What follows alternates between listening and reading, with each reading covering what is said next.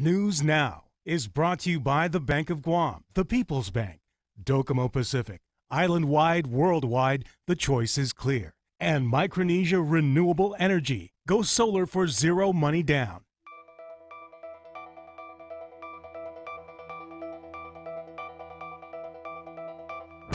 From the Pacific News Center in Hagåtña, Guam, here's Clint Ridgett and Janella Carrera with Betsy Brown and Roselle Romanes. PNC Sports with Blake Watson and Weather with Rebecca Kim. With your news now.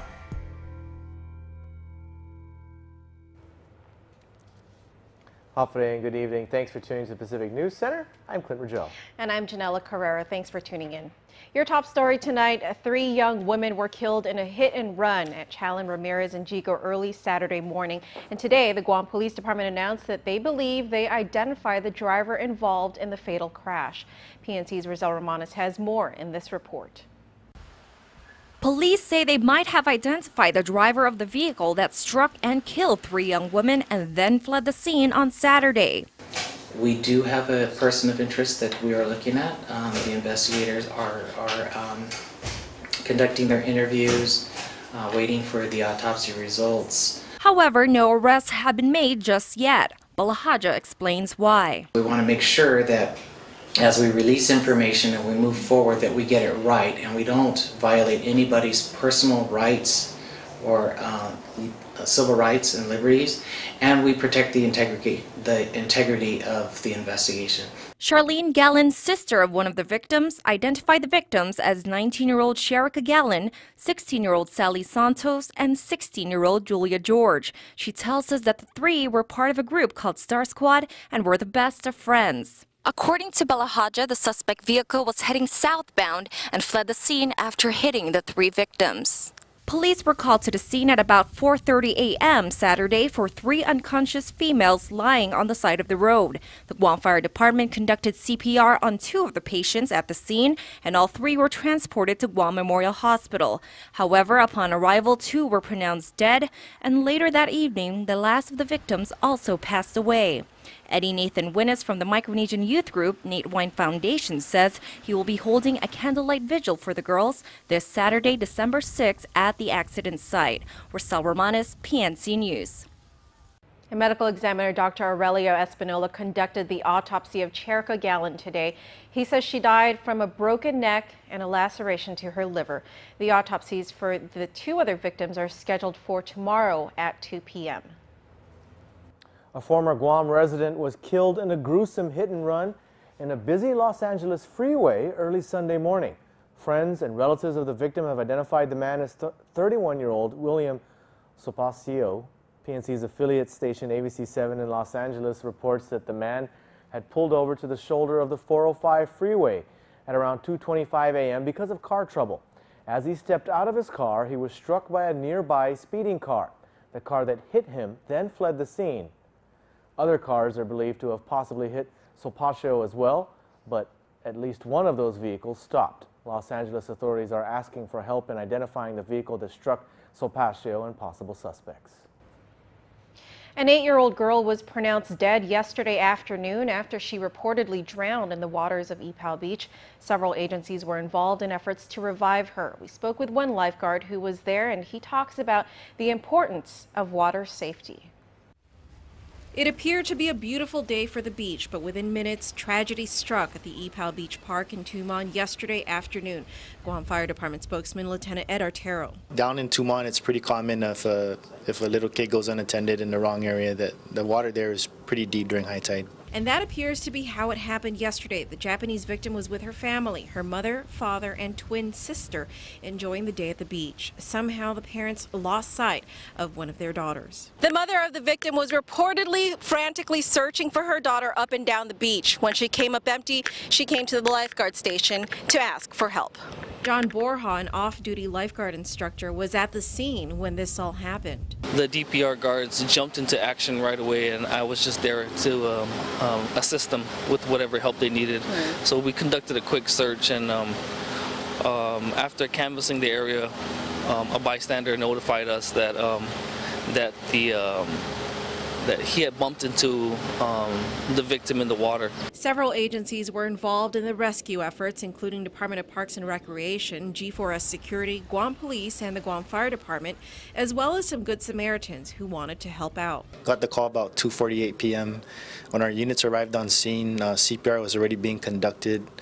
As soon as the medics got there, they transported the 8-year-old immediately to GMH. Resuscitation efforts continued all the way to GMH. However, the girl did not make it. According to GMH spokesperson June Perez, the victim was pronounced dead at 3:16 p.m. It was definitely tragic. It was taking in everything. You have this child laying before you, and you have the distraught parents pleading for the child to be revived. As a lifeguard instructor, Borja has many years of experience in teaching water safety. He offers some advice to beachgoers. GVB has put out these great signs, and they explain the rip currents and other hazards that are at the particular beach. For example, at Ipao, the DPR guards have their warning flags up. Take heed to all those warnings. He also says that although lifeguards may be present, it's still crucial for children to be under the supervision of adults at all times. Everyone has to understand that when you're dealing with children in the water, they have to be within arm's reach. It only takes about 30 seconds for a victim to become fully submerged. I cannot express enough the importance of having an adult supervision there in the water with them.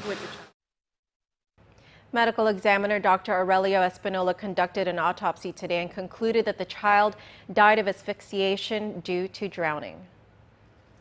Meanwhile, a search is still underway for a missing person in the northern waters of Guam. Responders from multiple local and federal agencies are combing the waters in search of an active duty Air Force member that went missing early this morning. Anderson Air Force Base Fire Dispatch reported to Coast Guard Sector Guam that a member of the Air Force possibly entered the water in the vicinity of Taragi Beach, Guam. GFD spokesman Lieutenant Ed Otero. GFD sent out their jet ski units along with our rescue boat, and they've been conducting search patterns all morning with various units from Coast Guard, Navy HSC-25, Guam Police. And as of news time, the search efforts were still continuing. Sticks and stones were used as weapons in the robbery of a Shell gas station over the weekend. Guam Police Department spokesman officer AJ Balahaja says the robbery happened shortly after 2 a.m. Sunday. According to Balahaja, a man forced the door open and allowed 3 others to enter the store. 19-year-old DJ Toshio and 18-year-old Isler Miller were both arrested on charges of robbery and conspiracy to commit robbery. 2 male minors were also arrested. Balahaja says the group assaulted the employees before making off with cigarettes and beer. There's 2 employees. One got hit with a piece of concrete rock, and the other one was chased after and was kind of held at bay while these guys came in and took like cigarettes, beer, things like that, and then they fled. And we located these guys, and 2 are minors and 2 are adults.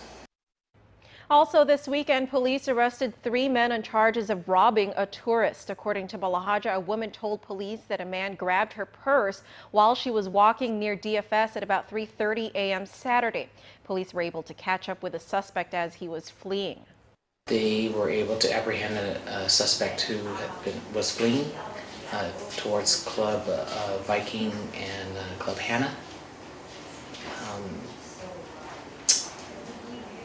The suspect was apprehended and gave the officers information of the 2 other occupants in the vehicle that was responsible for this robbery. 20-year-old Roger Cruz, 20-year-old Ryan Concepcion, and 20-year-old Aaron Santos, all from Dedito, were arrested on robbery charges. Archbishop Anthony Apparon has finally spoken on the allegations that he sexually abused a former seminarian.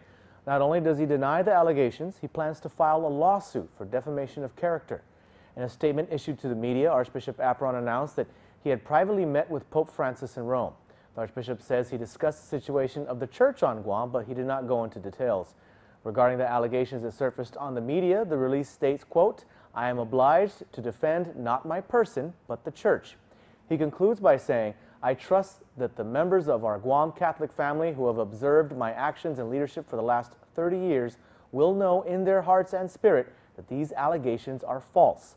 The Archbishop says he will file a suit for defamation, and any damages he receives will be given to charitable causes for the church. Meanwhile, the person who lodged the complaint, John Toves, will be on Guam this week. Toves plans on confronting the Archbishop and demanding his resignation. Read more on this online at PacificNewsCenter.com. All right, well, let's check in with Blake Watson for sports. Hey, Hafaday, be sure to stick around for sports because Friars and Sharks and Titans, oh my! To find out what I'm talking about, check out sports not too far away. See you soon.